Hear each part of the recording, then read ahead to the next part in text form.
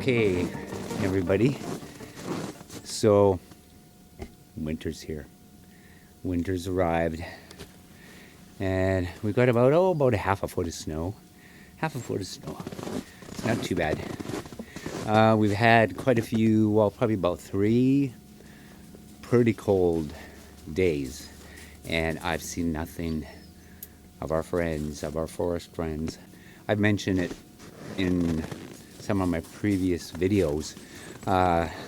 When it's below -10, -12, colder than -12, nothing. I've learned over the past maybe 4 years just to not bother putting any of the treats out there in the bowl, because it gets, even if I put the carrots out there, they freeze, they turn to ice, right? And anything there just kind of freezes up and they don't touch them. Still don't know how they do it. I don't know how they do it, how they can get there without leaving a track. They have left. I'll put this image up here. This was 1 year. Well, there was that winter. We were actually able to get 4 tracks in a row in the snow, and then it was just like they disappeared. And they started out of nowhere and then disappeared into nowhere, right? In between a tree and my mother's house. There was 4 tracks there. They were 18-inch. Nothing before or after. Dimensional, right? They're very spiritual beings, and maybe they can turn. This is where we go to the orbs, right? I know some of you have mentioned it, and I agree. The orbs, I don't know if they can go into orb form, or the orbs, I still don't know how that's working, right? I'm not sure how that's working yet. As you can hear and see over there, we've got gravel trucks hauling now. Oh, they start at 5:30 in the morning, 5:30 a.m., and they're going till dark. 5:30 in the morning, 5:30 a.m., and they're going till dark. Like right at this point in the season, it gets dark about 5 o'clock, 5:30. We're going to talk about UFOs and Sasquatch. I've got a couple of stories for you, plus information that's been passed down to me, and also information that I hear from my relatives, my cousins, my relatives that live on the reserve, which is about 7 hours north of where I live, way up in northern Alberta. And there's a lot of Bigfoot, Sasquatch up there, Bigfoot sign. They see them, they hear them almost every year. 1 or 2 of the communities up in that area, we talk to our relatives up there, and they're seeing them, right? Tracking them along the rivers. There's a lot of activity up there, and some of what I'm going to share with you here, they see as well, and hear as well, and experience pretty much the same thing that I've experienced here when it comes to the lights in the sky and Bigfoot. But before we get into that, I'll give you my take on it, and it's up to all of you to decide what to believe based on what you hear. And again, I'm boots on the ground. I'm out there. I'm actually going out there, and we're actually having experiences here, right? Real time. I'm basing most of my theories and my thoughts and ideas and on our own experiences, not on someone else's, right? That's what I'm going to give you. Here we go. That's the new edition. Can anybody guess who that is? Like I said, this was a suggestion from one of you, and I tried to doodle him in there. There's Sammy. My Sammy. Nothing's changed. But it's all good, right? I enjoy this. I enjoy it. And like I say, Bigfoot time. They do things on Bigfoot time. Maybe one day I'll come out here.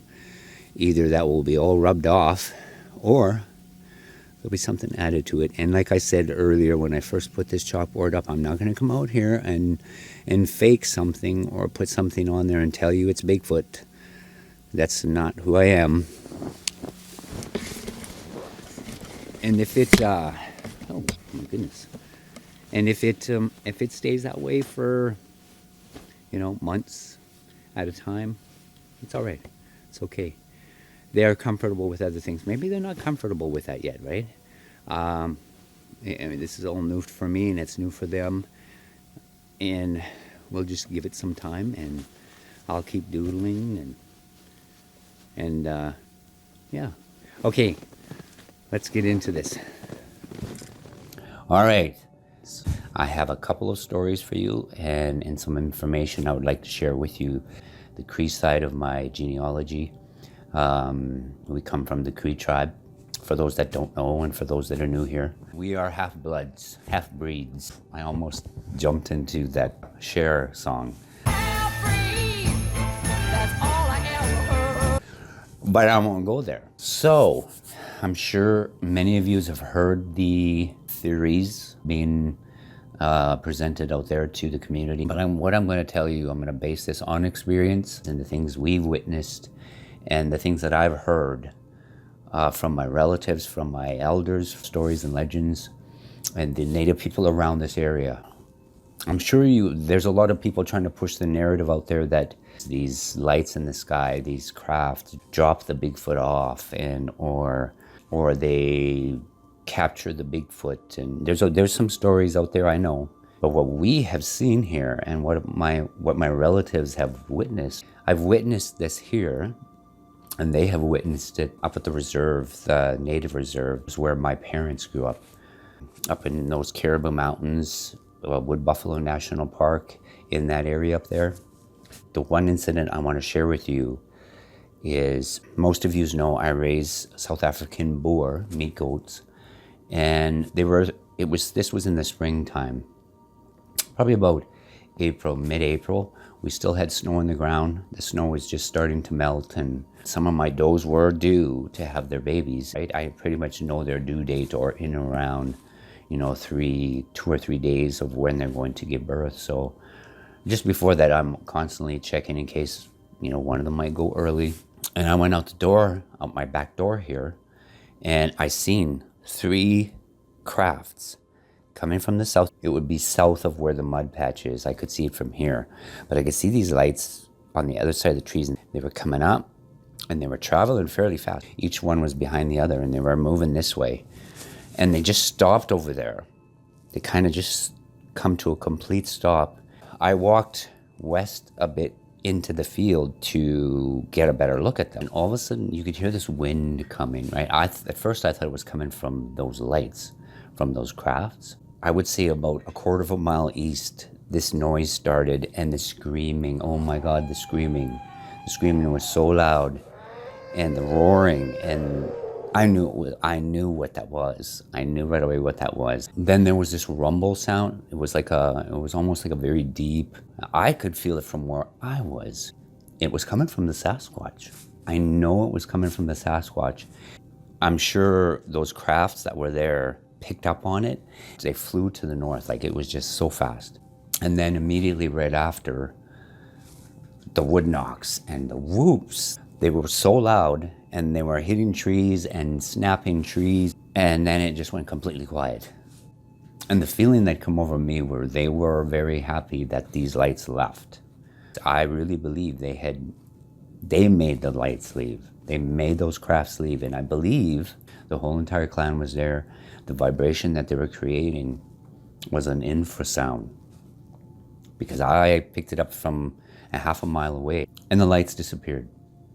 We're going to go further back than that yet, and we had a very similar experience here. There was lights. We were actually skating on the pond that is south of the house here near the creek, where the mint patch is. There's a pond back there, but we were skating, and it was moonlight, and we had drove a vehicle down there and shone the lights out onto the pond so that we could skate. We built a fire, and we had hot chocolate. We were skating on the pond, and we noticed lights in the ice. Like, I wasn't sure. It looked like there was these blue, red, green, and yellow and white lights we thought they were coming from under the ice. It didn't occur to us to look up, and it would have been a reflection from what was above us. Like, as we were skating, all of a sudden these lights are showing up on the ice, and why would there be lights above us, right?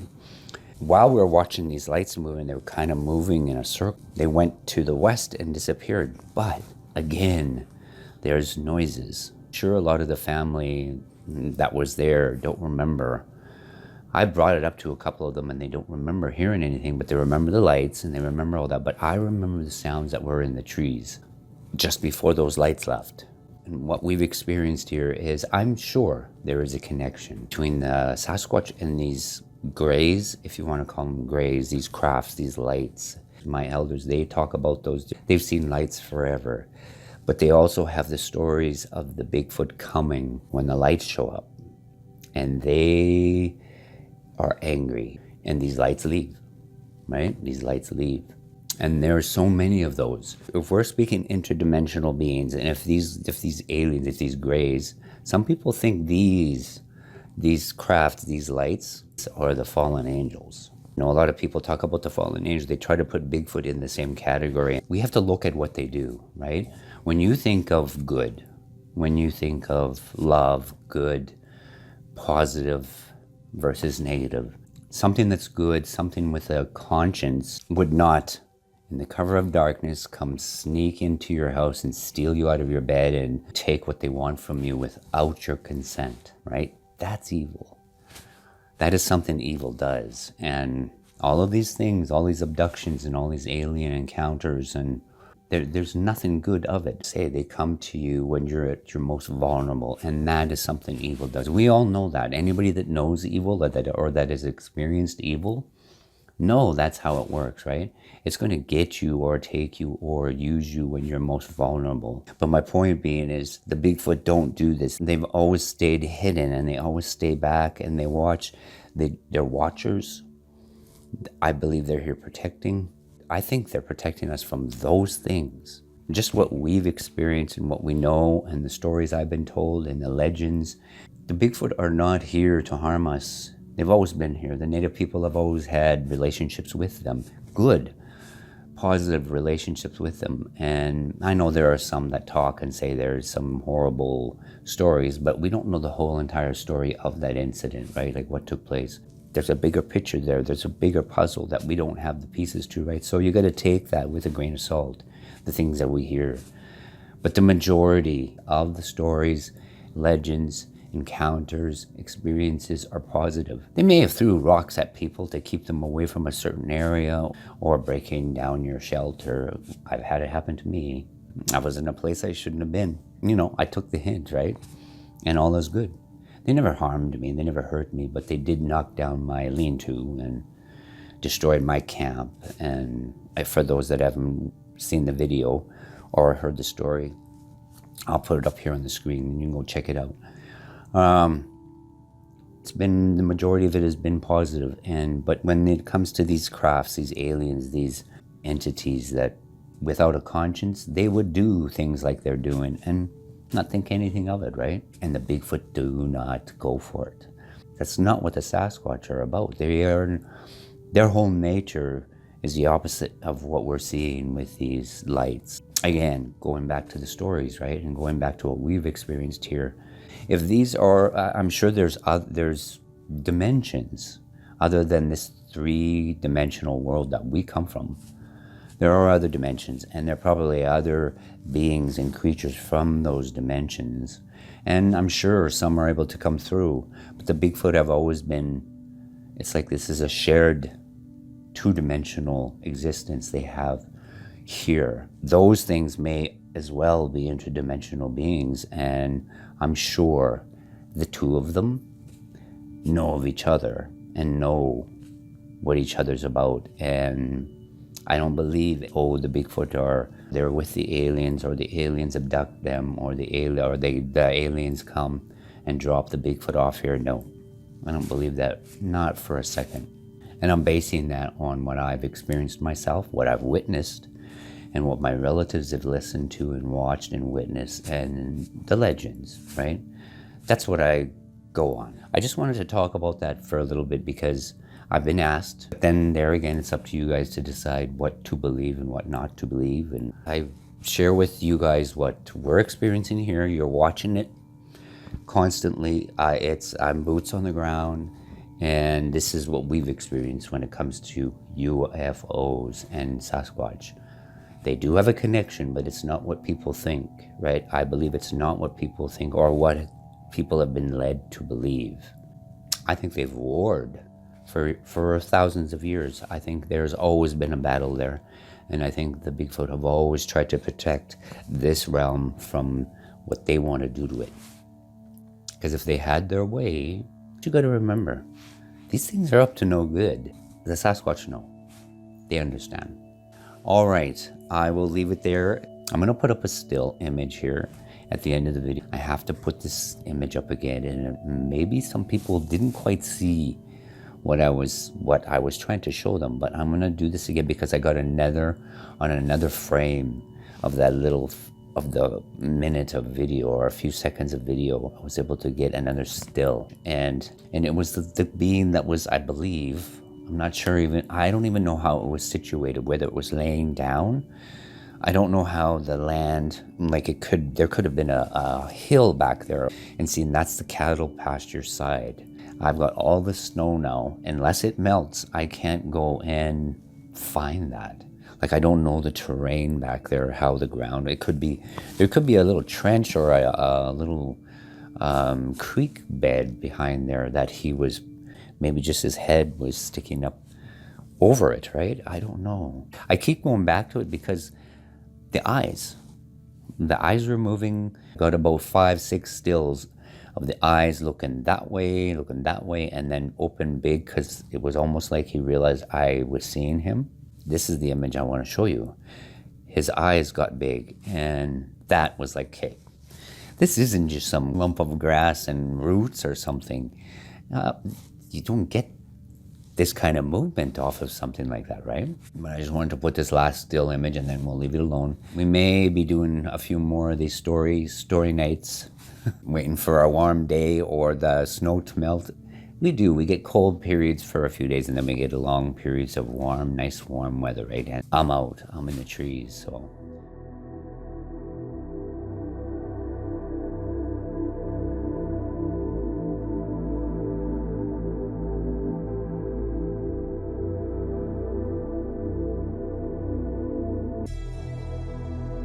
Think of good, when you think of love, good, positive.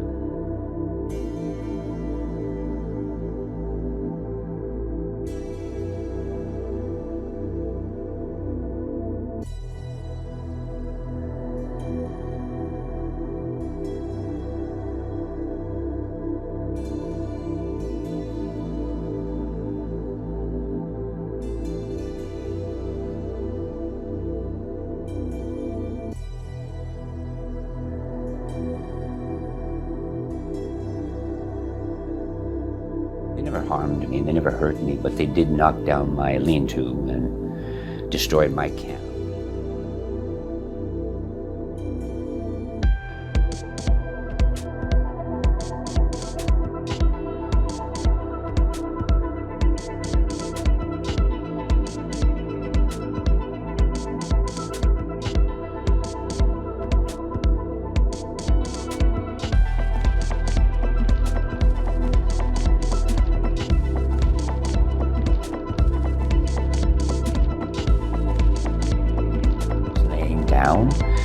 I don't know how the